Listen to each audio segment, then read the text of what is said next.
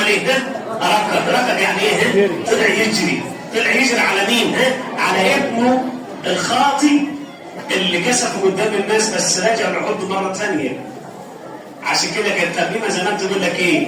مسيحي حلو ويضحك مكانه جوه العين والقلب. مسيحي حلو ويضحك مكانه جوه العين والقلب.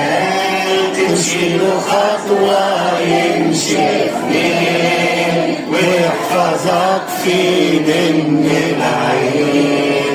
تمشي له خطوة يمشي اثنين ويحفظك في من العين. زي ما احنا مشتاقين لربنا في البداية، ربنا مشتاق لينا أكتر وأكتر وأكتر وأكتر. طيب